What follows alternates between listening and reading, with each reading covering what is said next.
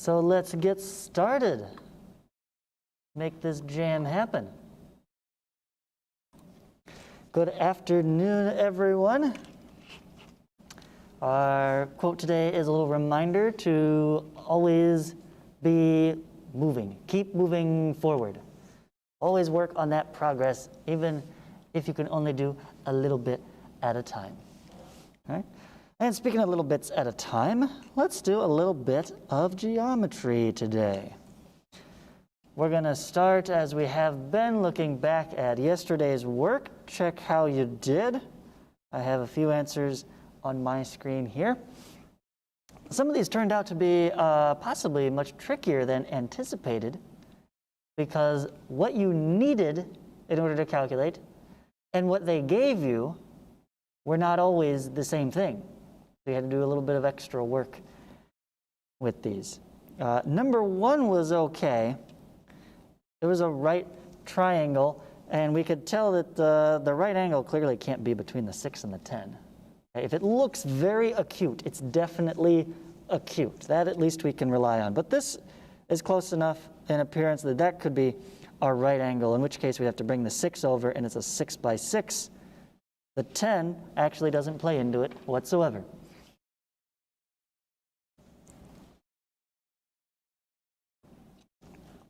The number 2, though, this one was much more devious. In addition to bringing the 6 down to get all of our measurements of our trapezoid in one place,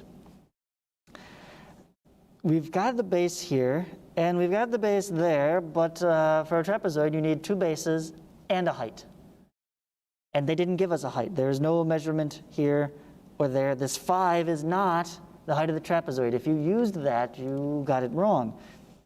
Instead, what we need to do is draw in an extra line here. You can always draw in more lines, okay? And we're going to make this segment perpendicular to this side here. And you can specify that when you draw it yourself. You can say if it's going to be perpendicular or not. And when we do that, we cut off an equal part of this base equal to that part of the base. So this is 3, this segment is 3.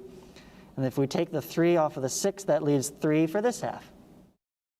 And now we have 2 sides of this right triangle, and we can use, if you know it, the Pythagorean Theorem, which we have not brought up in this class yet. We'll get to that next week. That's kind of a funny result of doing things in the order we're doing them.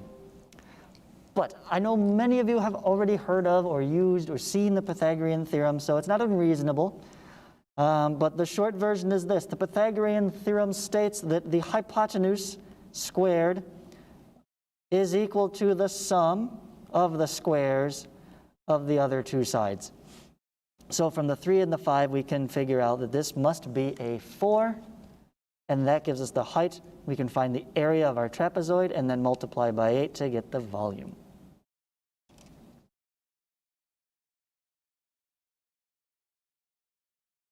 All right. 4, 5, 6 are much more straightforward, although they are dealing more with the algebra side of things.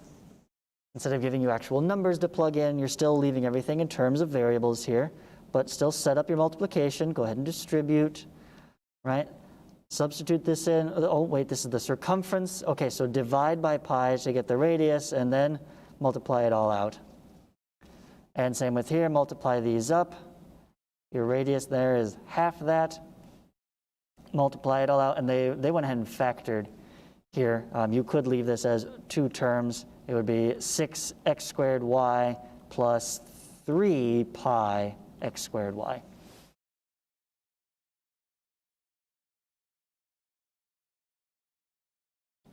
And then number 7 is deceptively simple. It is, it is still simple. It's just rectangular prisms. You're just going to have to cut this up and multiply across, except the only catch here is they want cubic feet. This is in feet, but these measurements are in inches. Don't let that screw it up. If you have a much, much bigger number than 6, you didn't convert your units.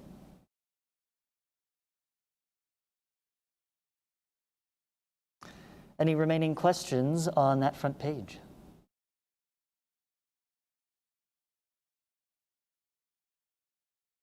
Number 4, the right rectangular prism. Volume of a right rectangular prism is multiplying all of the lengths. So it's literally x times 4y times 2x plus 3.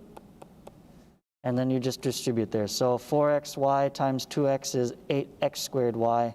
4xy times 3 is 12xy.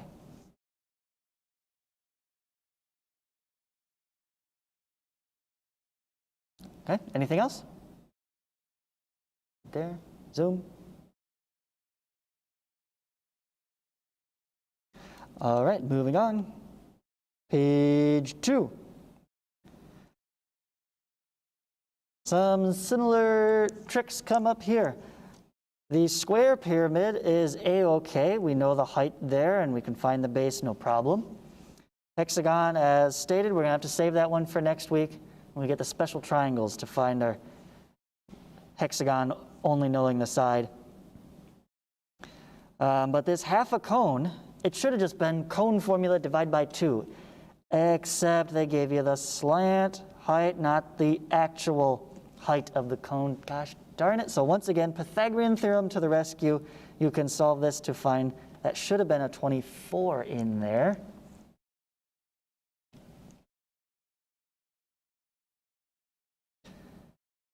To get the 615. And similarly, this is a triangular pyramid. So we need the area of this. And you always need the perpendicular sides. So the 25 does us no good. Again, find the 24x, multiply that with the 7x, and then times the 30 for the height for that guy. 5 is just 2 cones.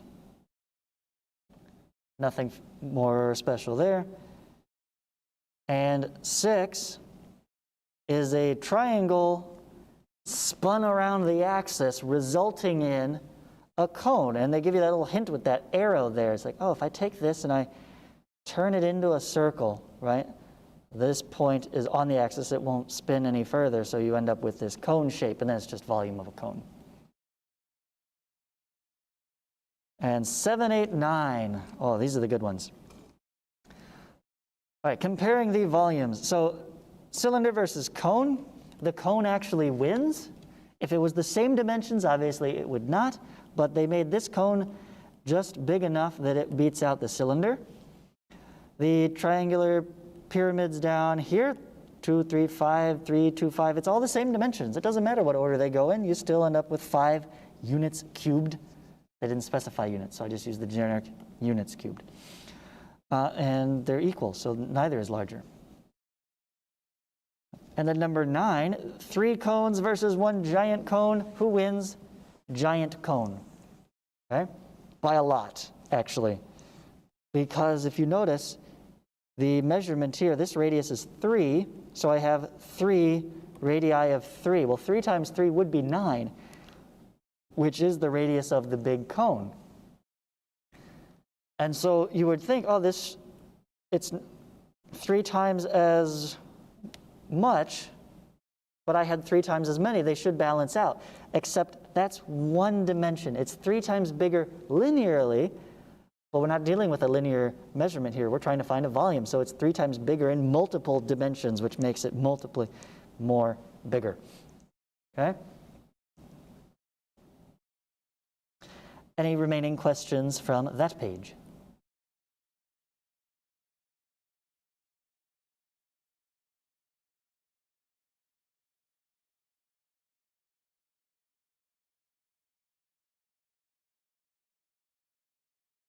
No? All right, then for today, I don't have a lot to add. We're finishing up volume and surface area with the final shape, the sphere. Right? Everybody's favorite sports object, the ball, right? Sometimes found in space. See what I did there? It's a movie, you should watch it. Anyways, it's funny. Spheres. To find the volume and surface area of a sphere, remember that it's just a 3-dimensional version of a circle. So of course we're going to have to multiply by that fancy number pi. Of course, we're going to have to multiply by the only measurement of a circle, the radius, except surface area is a two-dimensional measurement, so it gets radius squared, just like the area of a circle. Volume is a three-dimensional measurement, so it gets radius cubed. And then surface area is not just the area of one circle, but multiple layers of circles to form that three-dimensional ball shape. So we actually need, it turns out to be exactly 4 of them. Why or how exactly it takes 4 circles to cover the ball, that's a derivation for another time. But just remember that. It takes 4 circles to wrap the ball. And the volume similarly involves 4 times as many, but just like the cone, it is 1/3 as much. So you get 4/3 pi r cubed for the volume. Now, do you need to commit both of those to memory? Not necessarily. This one is always provided on the SAT. That is in our formula list there. The surface area for the sphere is not. Okay? And that's one of the few that you will have to know yourself if it comes up.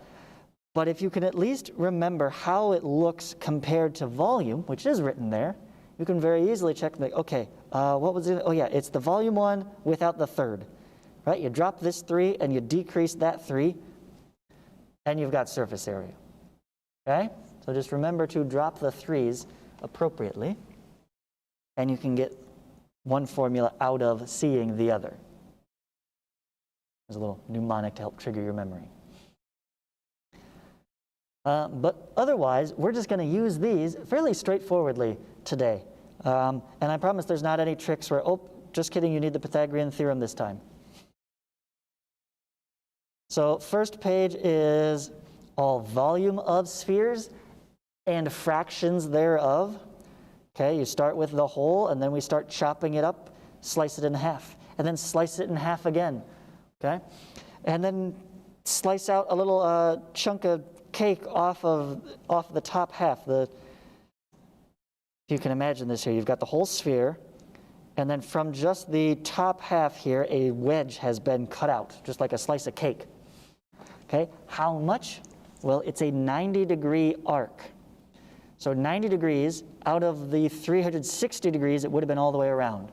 I'll let you figure out what fraction that is. So what fraction of the half of the sphere did they remove and reverse to find what's left? Okay. Ooh, 5 is a good one. 5 is listed all as heights, right? But as you know, we're going to need the radius to get anything. For a cone, for a cylinder, for a hemisphere, you need the radius measure. So how are you going to figure out what the radius is for all of those shapes if they only give you the heights? Think about that one. And number 6 is cylinder with a hemisphere taken out of. This is a carved out. You're going to have to subtract there. And then 7, 8 are fairly simple work backwards type of questions. 9 and 10 were really good. And if you have extra time, go ahead, read them, try them. But for you and the video audience only, special treat, you can cross out 9 and 10 today. Okay? Just eliminate those. Just skip 9 and 10. Okay? I didn't write this on the Google Classroom post, so it's only people that actually tuned in and listen to the whole class that they get this bonus. Okay? 9 and 10 are not required. You don't have to do those. Just for the sake of time. Maybe we'll come back to them next semester when we do more word problems.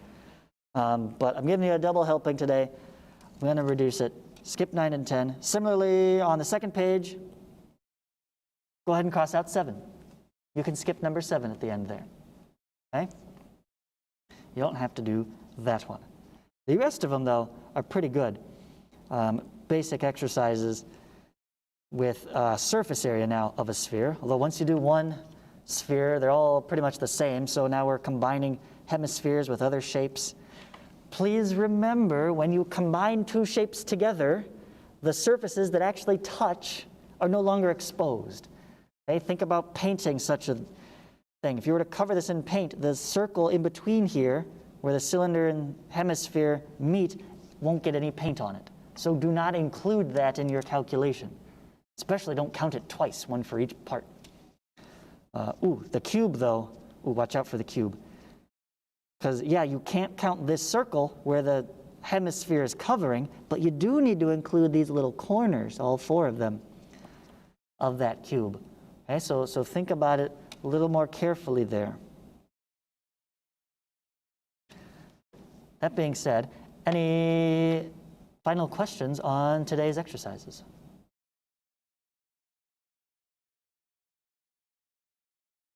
Oh, you're welcome, Fatima. No? All right, then I will leave the rest to you. Have at it. You've got 30 minutes. Okay, yeah. You got 30 minutes to work. You could probably finish. Let me know if you do have any questions or problems, though, right?